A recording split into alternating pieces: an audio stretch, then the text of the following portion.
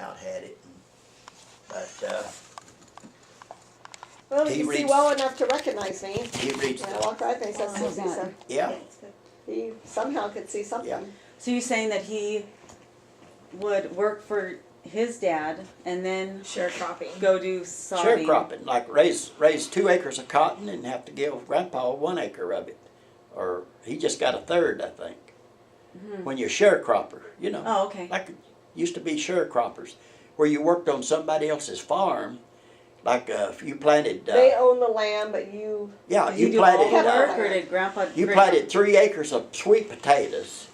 You dig them and everything, and give the owner of the ground 2/3. I mean, 2/3 yeah. of it. Or, yeah, That's what the farmers and the Hmong people do in Fresno. They don't own any of the land to farm their strawberries. yeah. So do they the give most of owners their do So all the those work? are- or is no? that what you No, did? Cotton, landowner does nothing. They're just yams, saying, I have this land, I'm gonna peanuts. let you use it to make For money, free. but you're gonna. Well, we've grown, a lot. yeah. We've grown cotton and Peanuts. some peanuts Sweet potatoes. and sweet potatoes, yeah, and stuff. And that's how I how was my wondering dad where would they Make money. grew that. make his money. He would sell it to the markets in Farm. town. In So now in the it winter makes sense. time, he'd take his sweet potatoes by the bushel into these little stores in Sell Chattanooga. them. And then take the cotton would go to a gin, Well, and about all he ever had in his one season would be maybe one bale of cotton. that one little area that Grandpa was saying. No, I think a bale of cotton is what, 1,600 Not all the pounds or trees and something? they have all sorts of stuff. When I they- mean, after they you know what I bale it. mean? After they- And get the seed out of it. and Yeah. all that. But picking cotton, I pick cotton like this. You pick it out of the bow. And it's got, the bows has got little sharp things on them. And you get your fingers all through here around your fingernails. You tear that ligament, that little Skin thing, on there. Yeah. and your fingernails get sore as all get out. Oh, After you ouch. pick cotton all day, then you take the sack with a string on it and you tie it on you, and you take the sack with the opening right here, let it drag it between your legs, and you bend over like this, picking cotton. And then throwing it in the bag. Then get your handful and put it in the bag and keep going, you know. Would Grandpa share any of the earnings with you? If you were doing all the work? We was kids, honey. Well, so. We had to work. We're kids. We had to work and to help survive. We never get paid.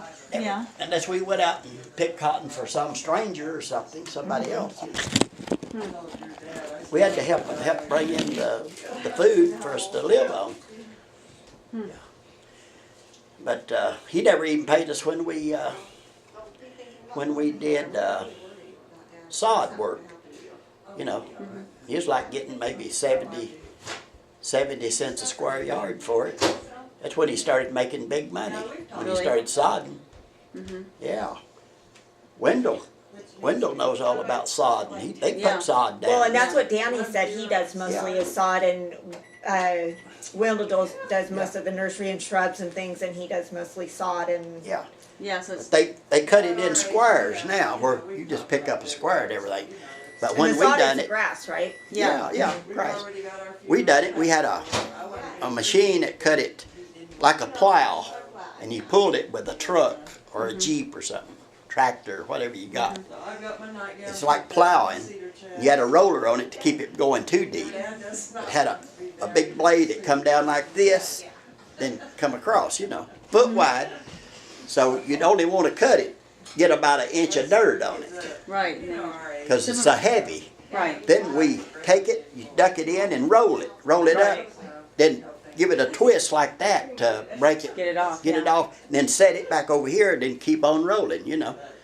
And the rolls normally weighed anywhere from like 50, 60, 80 pounds. Those are expensive. Then you pick that up and you put it up on the flatbed truck, and it had to have somebody on the truck to what they call stacking it. And you stacked it in a row, like I say, a row here. Then you got that stacked up to about yay high. You started over here stacking another row. You got a load. Then you drove to the job.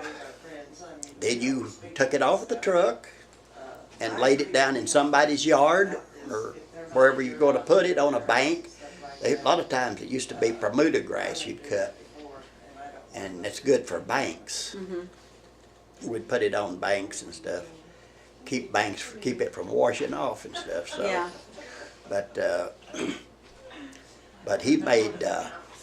This was back in the 50s. No, we didn't invite. It probably days that he made $300 and $400 a day. You think we got paid? No. Like I say, On the way home, he'd be real generous and stop and said, "Boys, let's fresh up with a Pepsi." Oh, At an old gas station somewhere, he'd buy us a Pepsi Cola. well, that's nice. Well, Six. good. You know what they was then? How much? 6 cents. Wow. Oh my goodness. How old were you at that time, do you think, when you were helping him sod? Started about 13, 14. Were you still going to school at that time? Or Yeah, yeah. You were? They'd do it on the weekends or during the summer months. Yeah. Mostly when the school was out. It was out about 3 months back here. See. Yeah. Did you help build that house that you guys were raised Yeah, in? I helped saw the trees down Did you? with the crosscut saw. Yeah. Helped sawmill from a sawmill. Helped sawmill the lumber. I didn't. My dad done the sawing, just pushing a lever and stuff, and helped turn logs and stuff. But off bearing, that's when you saw off a big slab, and it comes off on rollers. You know, you take that slab and you throw it in a stack. That's the hardest work in sawmilling, Oh, being yeah. an off bear. So I did all that. Plus, you know, we snaked the logs down to where we could get them on the truck, flatbed truck with a mule, and stuff. It's a mess. It's a mess. Yeah. So where did you live while you were building that house? Back on your grandma and grandpa's property? Over here off of Talent Road, Yeah. where we Oh, really? passed it the other day, I should have showed it. Over the hill. The house is gone now. It was an old house. Oh, yeah. Just an old house like, you know, cracks in it that you can see through and stuff. Were you excited to move into this new house once it was built? Yeah. Oh, I thought that was a mansion. Yeah. Really? 3-bedroom? She gripes and bitches. Yeah. Let's see. 1, 2, 3. Yeah. And any indoor plumbing? Did you have a bathroom? Not then, huh? No. In Kitchen, fact, a he good didn't sized get a kitchen? bathroom put in till I'd done growed up and moved out. Brother Harold, I think come in and helped him build that bathroom onto it. Oh, yeah. But we was drinking water out of an old well right there in the front. Front of the house. It had one of these old pumps on it. You've seen them? Yeah, oh, yeah. And we'd draw our water. But that was a lot better than we always carried it, like I say, about several hundred feet, several hundred yards or something from a spring Oh, yeah. before. Oh, my goodness. In the old house? Yeah, that's where Wow. I did it in all of them except The new one? the new one there, and he had it right there. But see, way back up that holler, cross over there, So you didn't even up have on the running hill. water then? You didn't have running water in the kitchen? not in the house or nothing. No, wow. No. We started off in that house with old wood stove. Yeah, I was down there. Mom didn't even have a washing machine. She didn't? She had finally got one. I think it was an old And one with Chad had been running the truck. with the rollers on it Run the truck. and stuff. And they come running back up here and he'd walk through the I gate. think it was electric, but it was the old-fashioned type. So, but she raised most of us with a rub board, one of them little rub boards. Yeah, yeah. Yeah. And hung clothes in the front, probably? Oh, the clothesline. Yeah. On a clothesline? Yeah. Oh, she never did know what a dryer was till later on in life, you know. Yeah, yeah. Yeah. So, She had to have worked hard, raising 10 kids. yep. Wonder what the square footage of that home is. I mean, it's little. It's little. The living room in there's not much bigger than that bedroom in the trailer Yeah. back there. And the kitchen right there, and then About just in the size back of- is 3 bedrooms. And that's really it. Yeah. It's too bad he didn't make it a little bigger, seeing that there was 12 of you. But maybe he was just anxious to get in and... Good thing, Cuddy, but I mean, the old house is built good and everything. I do have feelings. but it wasn't laid out right. You can't, it ain't, the living room ain't laid out, place to put a couch, Yeah. and nothing, and the windows, he got enough light in there at all. And, Was it wired for electricity? Did you have lamps? he had it, no, we had electric, he had it wired for electric, yeah. Oh, good. Yeah, and I think we got electricity, right, but all it was for lights. Right, right. Yeah. Yeah. Didn't have nothing else that used electric. Didn't have no electric stove or nothing. Right, right. Wood stove, and all we had was that, and Because he's so little. I mean, so I bet he don't win. I think he weighed. yeah, I've been raised up. I was raised up like they did back in the 1800s. Mhm. Yeah. Yeah. Yeah. It's interesting. So Oh, some of these kids I knew it. I was going to school with and stuff. They had nice clothes, good shoes. But tore up and got a brand new pair and stuff. And you know, I got one pair a year. Period. Okay, there's Princess Di. I come first thing I done, I had to do when we got home from school. We had one good pair of pants. We pulled them off and put the old ones from last year on. The other pair that we'd done wore had holes in them and everything. You know, we couldn't afford to mess up our good ones and change shirts and stuff because we was outside playing all the time. We were climbing trees, doing this, that, Oh, and the yeah. other, and we couldn't afford to tear, Mess get them up. dirty or tear them up. And in the summertime, we went barefooted all summer, up till the whole thing of it is right before school would get out in normally May, March, April, May. I think it'd get out in May, Or first June, part of maybe. May. So Maybe June. my shoes were done have holes in them, and feet would be sticking out sort of on the side and everything. The soles would be flopping, about ready to come off. And we couldn't wait till the weather warmed up so we could just pull them things off, man, and go barefooted. Yeah. So at least you're not embarrassed with something like that. Yeah.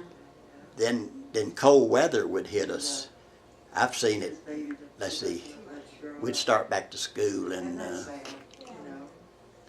September May, probably. June, July, in August back here. Really? Okay. Yeah, in August. That was David's first one. So, Katie. but we'd go. We went to school barefooted till cold weather. September. Let's see, October. Starts getting cold mornings. October, November. But I think it's a lot of times up in November before we got shoes. Would your mom take you into We'd go- town, or who would take you in to get shoes? No, our dad would. Oh, your dad would? In the Cohutta, a little old town, had one shoe store. Oh, yeah. You'd all try on shoes and. Yeah, and would say how they feel, son. Oh, good. We was wanting shoes so bad, and this cold weather started already. And going to school, people making fun of you. Really? Look at them. Yeah. Oh, we got fun. We got poked at us all the time. Really? Yeah, Oh, that's enough to ruin the kids. yeah. And teachers, even. They never did. A teacher would tell you. Now, That's Laura. Paul, or whatever your name was, you better get some shoes on. You come to school tomorrow, you better have some shoes on your feet. So, have I go have some shoes on my feet? She needs to be. I should have said. You better be talking to my father. Right. Yeah. You know. Yeah. That's weird, huh? You think they'd know? I should have wrapped them up in a tow sack. Went in there. You know. Here you are, teacher. I got them. Yeah. I went and got them. Yeah. How you like these? Took one of these old strings that they used to tie hay with, wrapped around them and tied. Hey, teach, look at this. Oh, Dad. Yeah, I want to show you. Oops, I want to show you my new shoes. Hey, That's well, funny. You were this tired, other Dad? deal. I'll tell you a deal I done one time. I'm scared. That was really a bad thing. But I didn't have no money or nothing. Let's hear it, Dad. It come, Christmas, when you draw names. Mm-hmm. Okay. Yeah. We had a class of, I guess, probably 15 kids or something back in them days and stuff, up here at Alpston School. And I drew a girl's name, and if I went home and told my dad, hey Dad, could you give me some money? I gotta buy a present for a young lady, a girl, because I drew her name. He'd kick my butt plumb out of the house. So I had a old pencil. It was wore out, about this long, my only pencil. Oh. I wrapped it up, and like you would, and left a wing sticking out on it, wrapped it up and everything, put her name on it, and went and put it under the tree. Oh. And the teacher, let me tell you this is true story, no lie. She passing out presents. She called my name, Paul Whitener. Brought it over. It was a whole big set of pencils and paper, a nice gift, And then she gets that little thing in and calls out this little girl. I forget her name right now, but said, and she come up and got her. That's it. You got up out of your seat, went and got your present. She went up and got hers, and come back, sat down, and she didn't know what she had. She's unwrapped that little thing and got it out, and I'm standing there like this, watching. She got up and went straight up to the teacher, cried. Oh. She says, look, this is what somebody's given me. And teacher got all serious about it. Okay, students, be quiet, students. Said, Oh my gosh. Who drew so-and-so's name? And I'm Can't believe. I'm sitting there like this, This just makes me cry. She said, I said, who drew her name? She said, come here, Paul. I went up there. She said, first, go get your present that you got. I went and got it.